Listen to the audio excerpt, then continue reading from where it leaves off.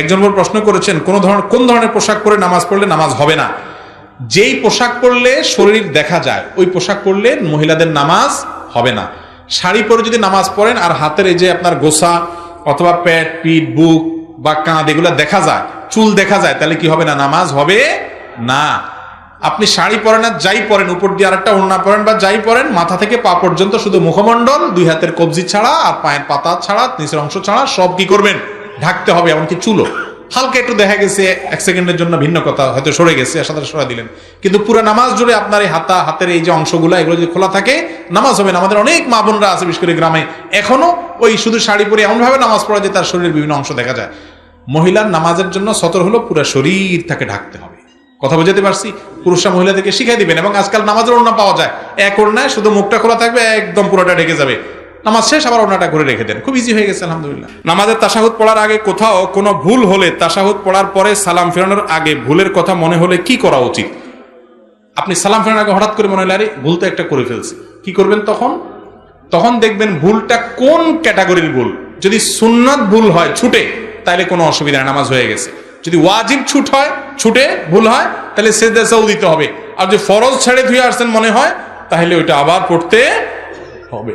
সুন্নত ছুটে গেলে সুন্নতের ভুলে কোনো অসুবিধা নেই, ওয়াজিব ভুলে গেলে সেজদা সাহু দিতে হবে শেষে।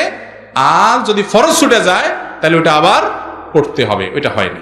দাড়ি টুপি পাঞ্জাবিওয়ালা পাত্রকে অনেক সময় পাত্রী বা পাত্রীপক্ষ তার উপরোক্ত বিষয়গুলোর কারণে প্রত্যাখ্যান করে। এক্ষেত্রে ইসলামী দৃষ্টিকোণ থেকে পাত্রী বা পাত্রীপক্ষের কোনো গুনাহ হবে কিনা?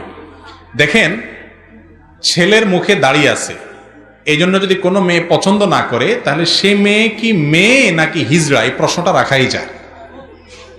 কেন রাখা যায় আমি বলি। আল্লাহ তাআলার সৃষ্টি হলো বিপরীত লিঙ্গের প্রতি আকর্ষণ থাকে, ছেলে মেয়ের প্রতি, মেয়ে ছেলের প্রতি।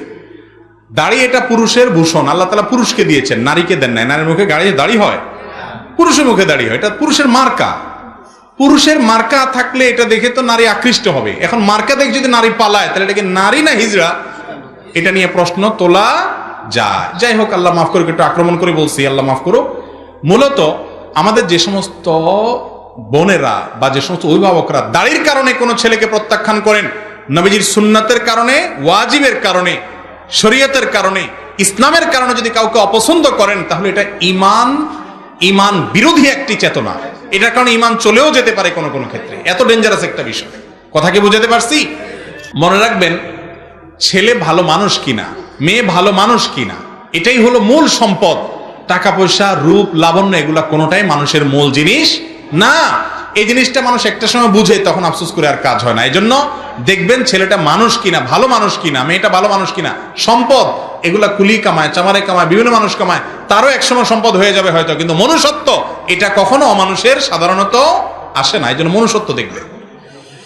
শুক্রবারে জুমার নামাজের স্বামী পড়ার আগে স্ত্রী নামাজ পড়তে পারবে না, এই কথাটা কি সঠিক কিনা? আমাদের দেশে মহিলাদেরকে আমরা একেবারে দাসী বানাই ফেলছি, আল্লাহ মাফ করুক। স্বামীর নামাজের সাথে বউয়ের নামাজের কি সম্পর্ক? ওয়াক্ত হয়ে গেছে, নামাজ পড়ে ফেলবে। স্বামী বেটার বেনামাজি হলে কি স্ত্রী বসে থাকবে যে আমার স্বামী নামাজি হোক তারপর পড়বো? সম্পূর্ণ অনর্থক কথা, এরকম কোনো কথা নাই। ফুফাতো বোন খালাতো বোনকে বিয়ে করা জায়েজ আছে কিনা? ফুফাতো বোন, খালাতো বোন, চাচাতো বোন, মামাতো বোন, এদের সবাইকে বিয়ে করা জায়েজ।